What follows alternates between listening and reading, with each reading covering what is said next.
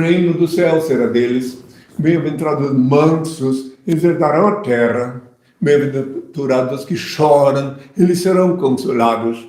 Bem-aventurados que têm fome e sede de justiça, eles serão saciados. Bem-aventurados pacificadores, eles serão chamados filhos de Deus. Bem-aventurados misericordiosos, eles alcançarão misericórdia. Bem-aventurados corações puros, eles verão Deus. Bem-aventurados que são perseguidos por causa da justiça, o reino do céu será deles. Bem-aventurados sereis quando vos insultarem, quando vos perseguirem e quando disserem falsamente contra vós toda sorte de mal por minha causa. Alegrai-vos e exultai, pois é grande a vossa recompensa lá nos céus. Foi assim que perseguiram os profetas que vieram antes de vós. A vossa luz brilha aos olhos dos homens, e quando eles veem as vossas boas obras, eles rendem glória ao vosso Pai que está nos céus. Não julgueis para não serdes julgados, porque da mesma forma com que julgardes, também vós sereis julgados. E com a medida com que tiverdes medido, também vós sereis medidos. Peça e se vos dará, busque e encontrareis, bata e abrir-se-vos-á, porque todo aquele que pede recebe, que busca encontra, que bate e abrir-se-á. Tardas jamais são as dádivas celestes, haverá renovação na face da mãe terra, que tenham todos a minha paz. O Pai, eterno e inefável, Deus infalível, Criador do Universo, das culminâncias do teu reino, do trono do teu poder, do alto de quantos olhos temíveis, tudo descobrem, tudo veem. Abençoe teus filhos com saúde, luz e justiça, porque tua é toda glória para todo sempre, ó Pai. Que paz seja com todos. Que venham as perguntas.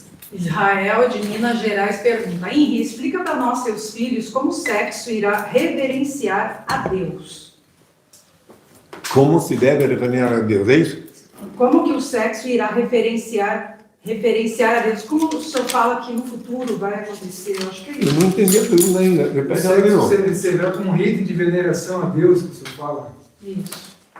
No sermão o senhor fala: o sexo será exercitado no futuro como um ritmo de veneração a Deus. A explicação. Como o sexo será usado para venerar a Deus? Sexo? Sexo! Pô, agora que falou sexo, até agora tá. Vamos, por favor, falem português que eu não entendo. Ora, como será? Entendi agora. Claro, quando os herdeiros da Terra, depois da hecatombe nuclear, vai ficar menos de 1 milhão de pessoas. E esses que estão aqui depois vão conseguir, depois de muito sofrimento, tomar consciência. Deus vai lhes despejar sobre o cérebro, sobre o espírito, a mente, consciência da realidade neurometafísica. Então eles vão aprender o sexo para fins procriativos e tem um sistema neuronal. Essa demorou tanto essa palavra, né? Então o sistema neuronal, ele então será entendido pelos herdeiros da Terra como são as coisas. Não precisarão mais desde então proceder igual um cavalo com a égua, igual o touro, uma vaca, o sexo oposto, como fosse uma máquina de prazer. Eles então terão consciência da realidade. O homem vai olhar a mulher como uma filha de Deus também, como tem hoje em dia. Tem muitas pessoas que dizem que a mulher nem é de Deus, né? Vocês sabem de religiões assim. Então daí eles se relacionarão com a consciência de Deus e depois, primeiro que antes desse dia, eles terão informações que estão no bojo das coisas que eu tenho que ainda passar para os herdeiros, mas praticamente tudo será sempre, porque ninguém mais, nenhum homem vai se encontrar com uma mulher naqueles dias sem pensar em Deus. Aí Deus vai instruir, vai inspirar o homem a olhar a mulher não como um objeto, um mero objeto de prazer, como teve homem. Eu sei que tem homens que têm relações com vaca, com cachorra, né? Então não, o homem vai olhar a mulher como um ser divino também, como ela também veio da parte dele, que ele que criou a mulher também, e não ela foi fabricada para sexo. E ele vai sim continuar tendo sexo normalmente, vai ser uma pessoa muito mais normal do que agora, porque ele vai ter consciência. Já que me colocaram essa pergunta, Então eu tenho que dizer mais uma vez também, que há 2000 anos, Deus me fez eu conhecer tudo sobre sexo. Há 2000 anos, dos 13 aos 30 anos, Ele me fez eu conhecer de perto tudo sobre o sexo. Na prática. Isaías 7, versículo 14, está escrito que o Senhor disse, por isso o Senhor fará esse sinal, uma virgem dará a um filho, que se chamará Emanuel, e comerá manteiga e mel, leite com alimento, de acordo com a tradução, até aprender a separar o mal do bem. Isso tudo aconteceu de novo agora, na minha infância. Até o jejum de Santiago do Chile, eu conheci tudo. Todas as fraquezas da carne, e aqueles que são imbecilizados, e que, não, eu sei que a maioria pensa que aqueles 13 anos que eu não apareci, eu estive lá escondido num convento, ou que eu estive lá, que eu fui de canas para o céu, porque não, eu estava conhecendo as misérias do mundo. E por esse motivo que eu disse, depois do jejum, só depois do jejum que eu adotei o nome, que vós conheceis o nome de Jesus. Até então, com o nome de Emanuel, como está escrito em Isaías 7, versículo 14. Só depois do jejum que eu passei a ter consciência de tudo. Tanto é que depois do jejum, disse para que eles quisessem me ouvir, para ver que estava escrito: animai-vos, eu venci o mundo. Por que eu diria eu venci o mundo se eu não estiver antes a mercê das fraquezas da carne, as fraquezas do mundo? A mesma coisa agora. Até 1979, eu estive conhecendo todas as misérias do mundo.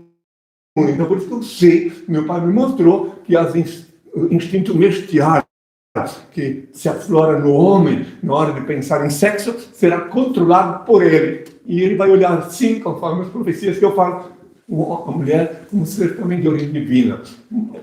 Oportunamente, voltarei a falar isso, porque tem muitas perguntas agora, mas no momento presente, eu quero deixar claro. Espero que vocês que estão aqui, pelo menos vocês estão aqui, entenderam o que eu falei?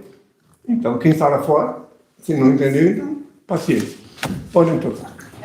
Taylor, de Recife. Gostaria de saber o que o INRI acha sobre as drogas. O nome diz tudo, né? As drogas são drogas, mas só que elas não seriam drogas no nascedouro, na origem. São plantas divinas, benditas. Mas que o homem, fazendo mal uso do livre-arbítrio, transforma ela em droga, que é um termo pejorativo, né? Então, daí, por exemplo, a maconha, que é tão difamada, e é verdade, o que acontece, quem fuma maconha perde o controle, perde a noção, mas a maconha é uma planta divina, igual que as outras. Da maconha, a ciência já conseguiu descobrir remédio sagrado para as pessoas que têm convulsões, até epiléticos. Então, chama-se cannabis, não é cannabis? Então, quer dizer, olha só, tudo, e a cocaína também, que é outra droga bastante difamada, vista no mundo inteiro como um terror. Não era um terror se o homem não transformasse ela em laboratório num terror.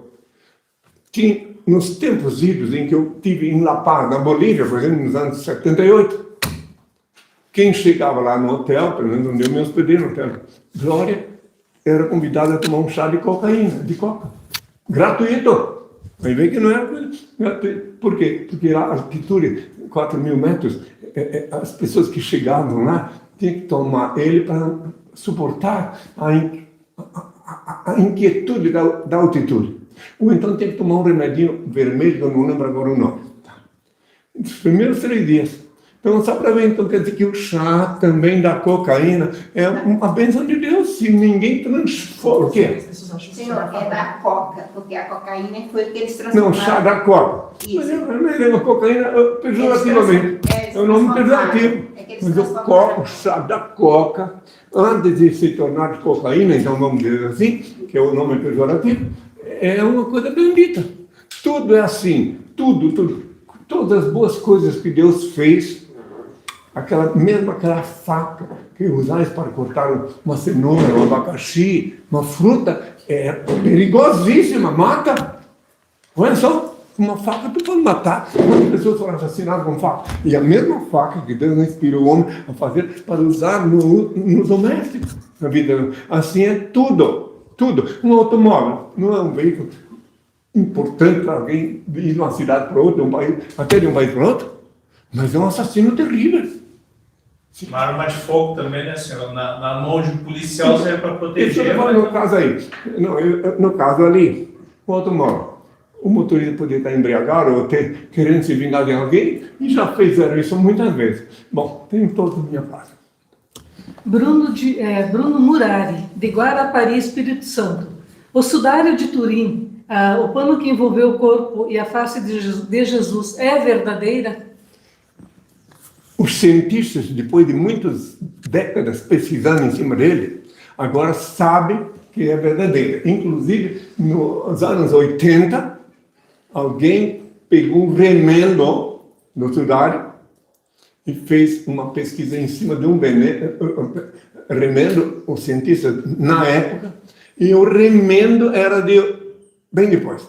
Mas depois os outros cientistas foram pesquisar, e agora todos sinceros, honestos, cientistas que pesquisaram ali, sabem que ele é autêntico. Inclusive teve um que tinha dito que não era autêntico, antes de desencarnar, ele reconheceu e falou publicamente, está escrito que ele reconhecia a autenticidade. Quem quiser entender. E outra coisa, eu não preciso de estudar nenhum para garantir minha autenticidade.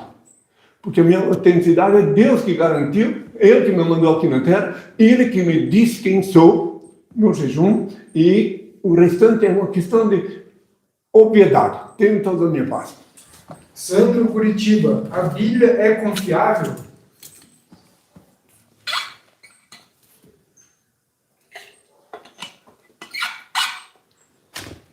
Boa pergunta, muito boa.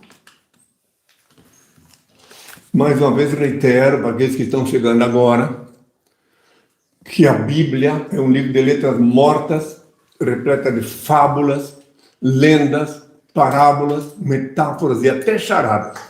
Só Deus pode dar vida para aquelas letras. E só com a anuência do Altíssimo podereis compreender os mistérios dela. Ela, sim, depositária de lei sagrada, ela é sagrada, sempre ela carrega no seu bolso muitos itens da lei sagrada. Mas como os homens manipularam ela, fizeram ela, muitas vezes, por conta própria, colocaram até mentiras absurdas. Né? Então, por isso que tem que pedir ao Pai, no quarto que pode fechar de preferência, bondoso Pai, me concede a graça de entender os mistérios do teu livro. Aí vai estudar com a ajuda do Pai. Se tu for ler a Bíblia por tua conta, sem pedir a anuência do Pai, tu pode te tornar um vil assassino. Um assassino. Porque lá está escrito que Josué, por ordem divina, matou mulheres e crianças. Então tem que ver, pedir ao Pai o dom da assimilação. Também lá está escrito que Deus se arrependera de criar os seres humanos. Então, meu Pai, meu Senhor e meu Deus, o Supremo Criador, único ser incriado, único eterno, único ser digno de adoração e veneração, jamais se arrepende do que ele fez ou faz.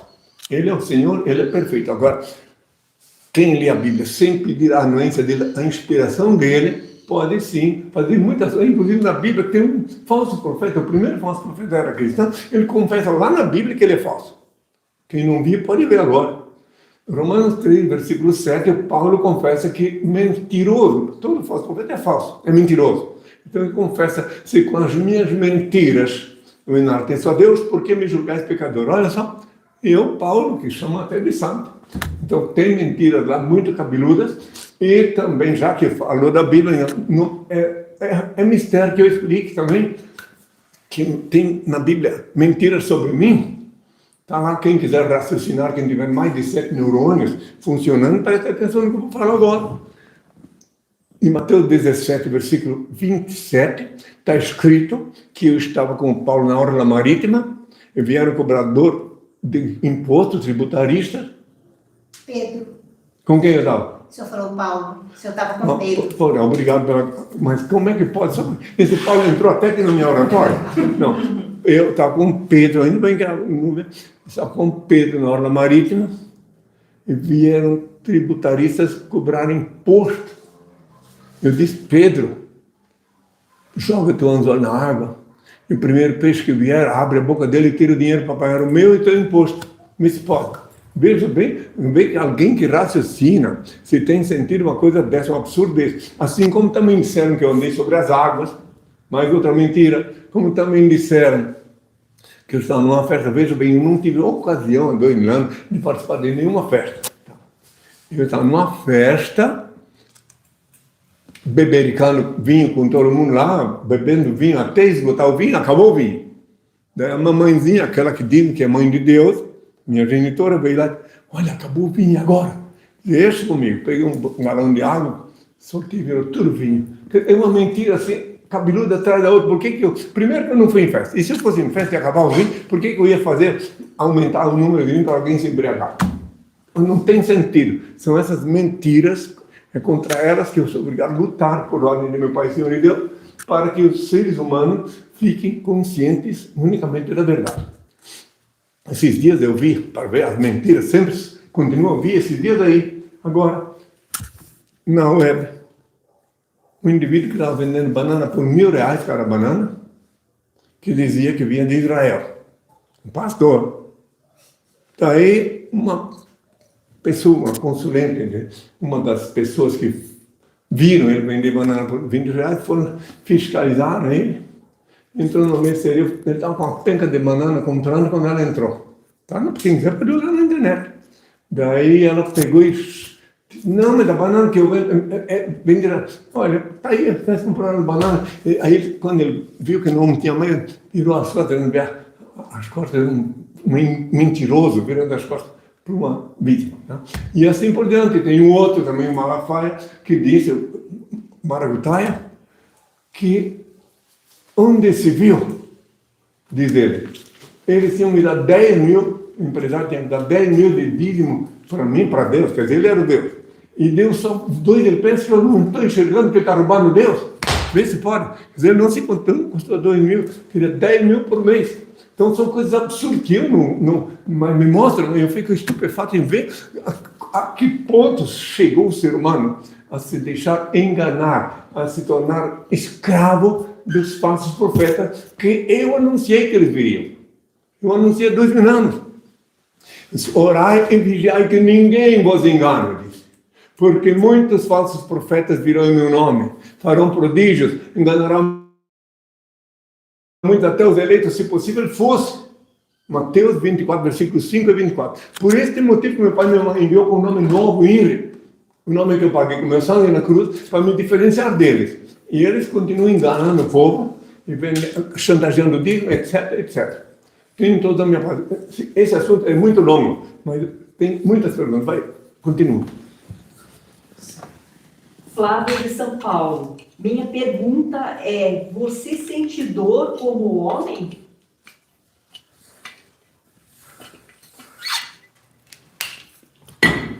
Como ser humano que ela quis dizer, entendeu? Mas eu não sou homem, eu sou filho do homem. Eu, é óbvio, que se eu vou no dentista, né, que meus dentes, eu preciso de odontologia, se ele mexe lá e não dá injeção, assim, não, claro. Meu corpo é de carne e osso, eu que vos falo, não sou carne, eu que vos falo, sou espírito. Mas renasci aqui na terra de Santa Cruz, reencarnei no corpo físico, que é o mesmo formato de há 2.000 anos, só que uma renovação. Esse meu corpo, meu pai me concedeu que eu recolhesse aqui na terra de Santa Cruz, na cidade de Indaial, Santa Catarina. Isso em 22 de março de 1941, para aqueles que querem saber minha idade. Tenho toda a minha parte. Pessoal, quem tiver perguntas a fazer ao INRI, por favor, informar nome e cidade aqui no chat da rede social que você está conectado. Vinícius de Juazeiro, Bahia. Como o senhor lida com o ódio das pessoas à sua pessoa? O ódio só faz mal para quem odeia. E para quem aceita o ódio, para quem aceita. Por exemplo, se eu sei que muitos estão me odiando, mas assim tá. Então, se eu me preocupar com eles, se eu não ver que eles são os pobres diabos, os pobres coitados que estão me odiando, dignos de piedade, eles me inspiram piedade. Entende? Piedade. Quando eu apareço aqui, eu peço uma bênção para todos, incluindo eles.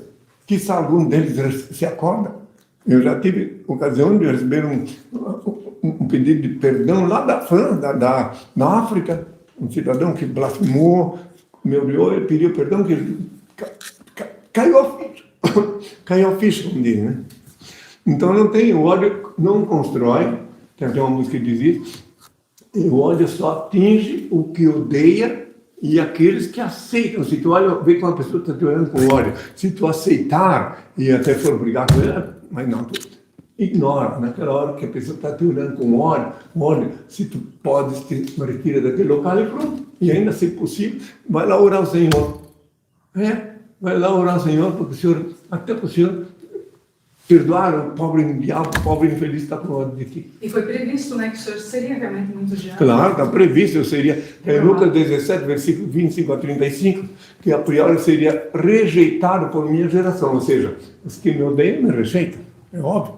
Eu não quero que ninguém creia em mim, eu não preciso que ninguém creia que eu sou Cristo, não preciso, porque a minha autenticidade fala mais alto do que qualquer crença. A realidade em mim, no meu corpo, no que o meu Pai fez sentir desde que eu nasci, faz em mim. O poder que Ele me deu sobre a carne, sobre todas essas misérias do mundo, vale muito mais do que qualquer outra crença. Então eu não creio que eu sou Cristo, e sim, eu sei que sou. E as pessoas que estão comigo aqui, todos que estão comigo, sabem que sou. Eu não creio que eu sou. Porque crer é muito fraco. Tu crê de manhã, de tarde, deixa de crer. Agora, quem sabe, não pode deixar de saber. Tenho toda a minha paz. José Elisandro Soar, de Alagoas. Quando o Senhor falou, Pai, me abandonastes, me desamparastes, foi na condição humana ou divina?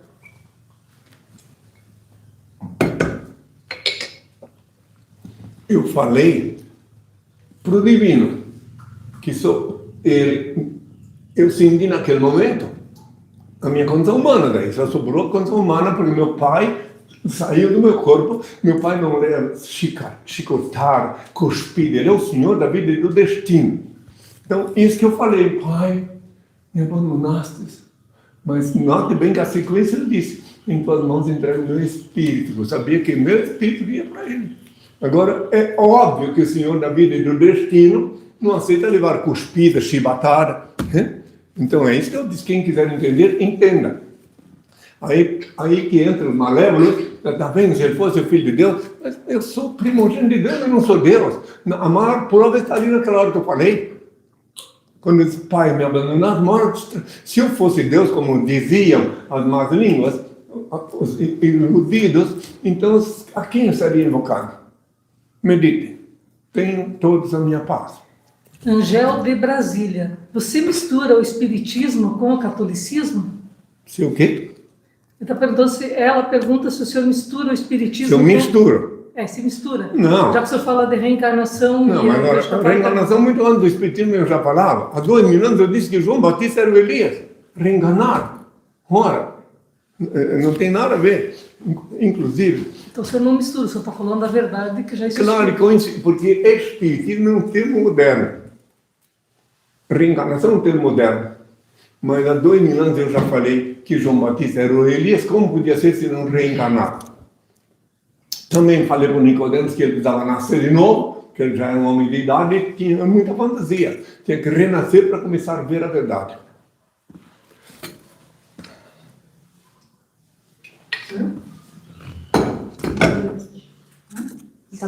Não mandei ninguém perguntar. Prestem atenção em mim.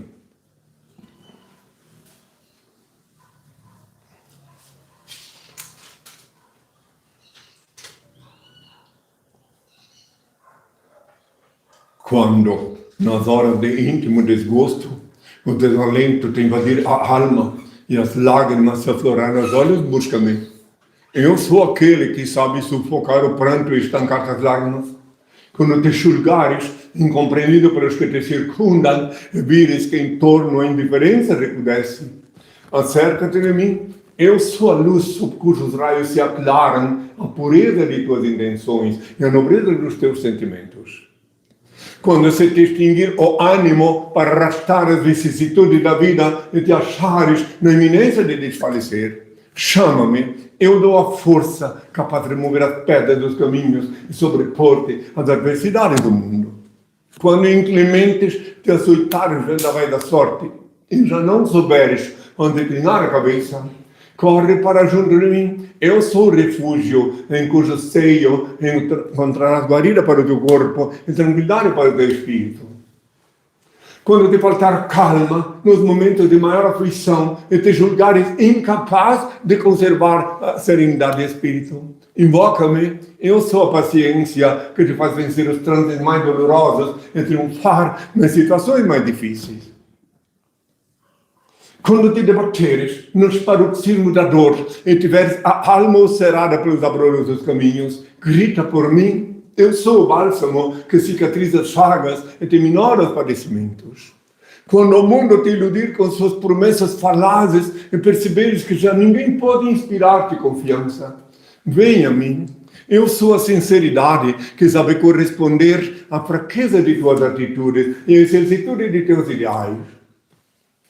Quando a tristeza e a melancolia te povoarem o coração e tudo te causar aborrecimentos, clama por mim. Eu sou a alegria que te insufla um alento novo e te faz conhecer os encantos do teu mundo interior.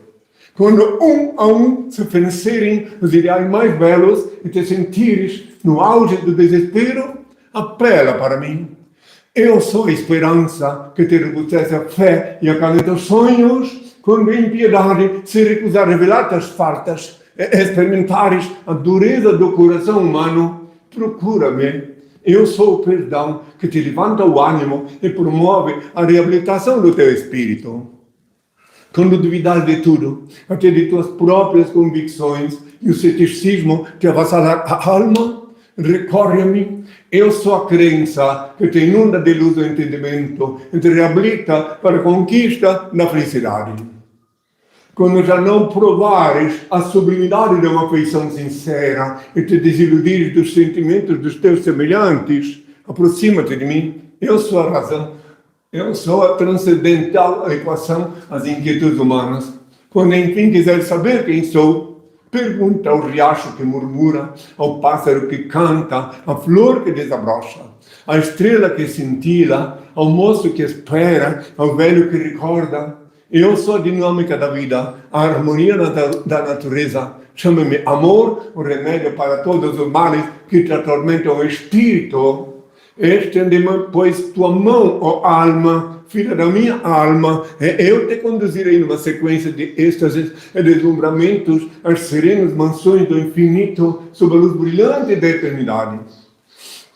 Eu sou o alfa e o ômega, o começo e o fim, a estrela resplandecente da manhã. Meu Pai e eu somos uma só coisa. Eu sou a luz do mundo, a verdade e a vida. Eu sou o caminho. Ninguém vê meu Pai senão por mim. Antes de ser crucificado, disse: pela minha voz, meu rebanho me reconhecerá. Voltei como havia prometido, para iluminar a humanidade e instituir na terra o reino de meu Pai, Senhor de Deus, formalizado pela SUS. Eu, primogênito, Verbo de Deus, reencarnei, renasci. INRI é meu novo nome. INRI é o nome que eu paguei com meu sangue na cruz. INRI. INRI, o nome que Pilatos escreveu acima da minha cabeça quando eu agonizava na cruz. Como quando cuspiam no meu rosto, quando me ultrajavam, quando se cumpriam as Escrituras. INRI é o nome que custou o preço do sangue. Guardai-o em vossas cabeças e sereis fortes e felizes, meus filhos. Meu coração bate forte de amor por todos vós. Benditos são os olhos que me veem e veem quem sou. Benditos são os ouvidos que me ouvem e me reconhecem pela minha voz. Bem-aventurados sois vós, vós que me escutais, porque eu só vos falo que eu escuto do meu Pai, Supremo Criador, único ser incriado, único eterno, único ser digno de adoração e veneração, onipresente, onisciente, onipotente, único Senhor do universo. O Pai, eterno, inefável, Deus infalível, Criador do Universo, das culminâncias do Teu reino, do trono do Teu poder, do alto de quantos olhos temíveis, tudo descobrem, tudo veem, abençoe Teus filhos com saúde, luz e justiça, porque Tua é toda glória, para todo sempre, ó Pai, que a paz seja com todos. Leandro, São Paulo. Um dia chegará a paz em Israel?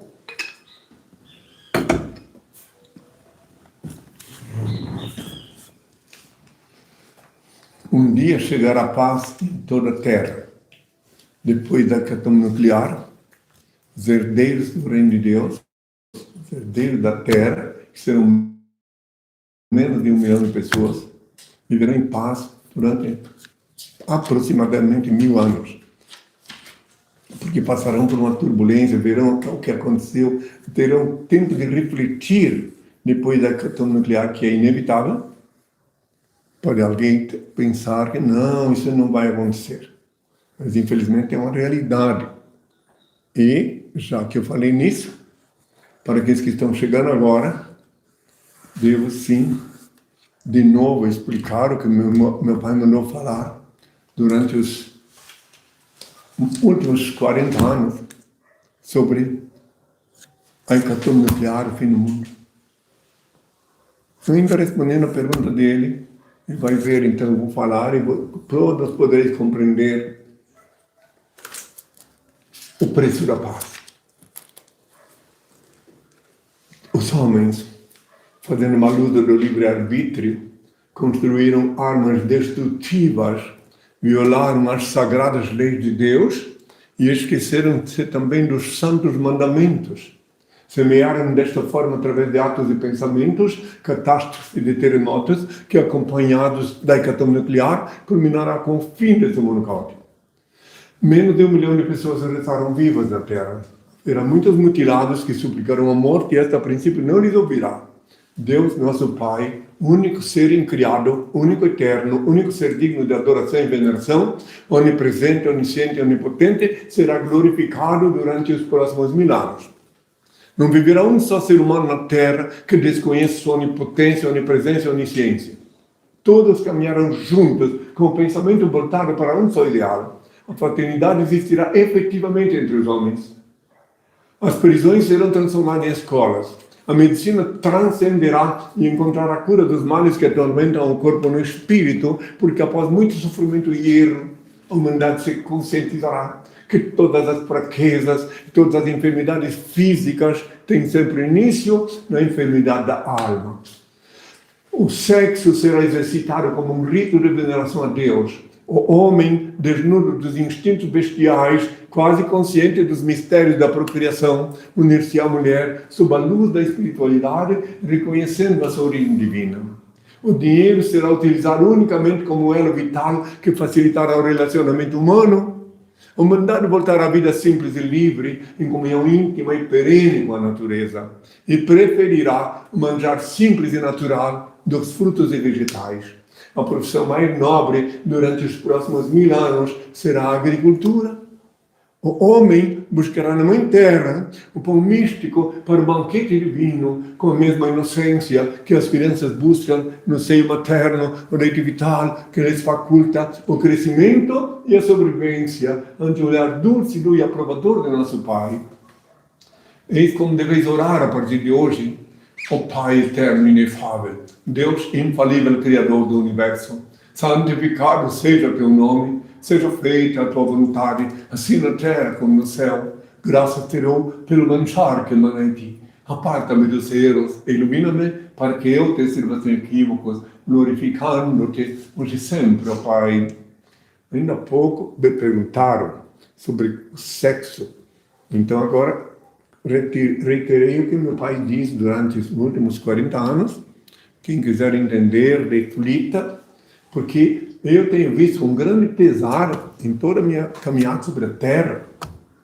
Muitos homens, muita sociedade, muitas leis, inclusive, denegrindo, diminuindo a mulher.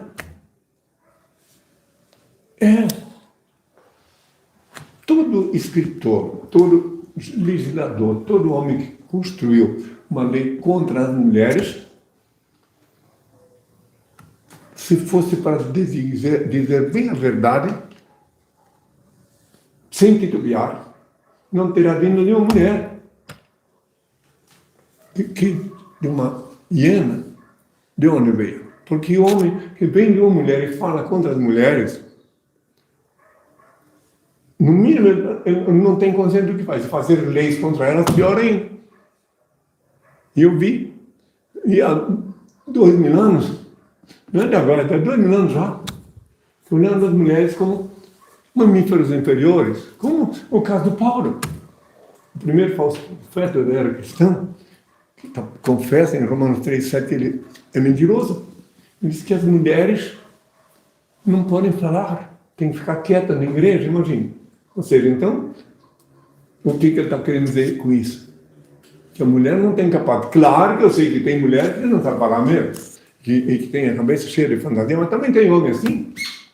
Eu reconheci mulheres virtuosíssimas que cumprem uma missão divina aqui na Terra. Então ninguém pode julgar ninguém, só o Senhor é que pode julgar. Só Ele, o juiz supremo, tem toda a minha paz. Vou responder mais uma pergunta. Sim. Neil Oliver, da Argentina. Quando será a sua próxima reencarnação e por quantas reencarnações o seu espírito já passou?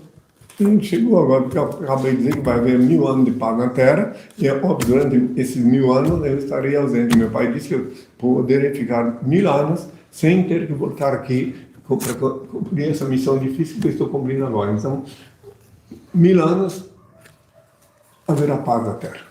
E por quantas encarnações o senhor já passou? É difícil saber? Então, isso não tem, isso é Incalculável.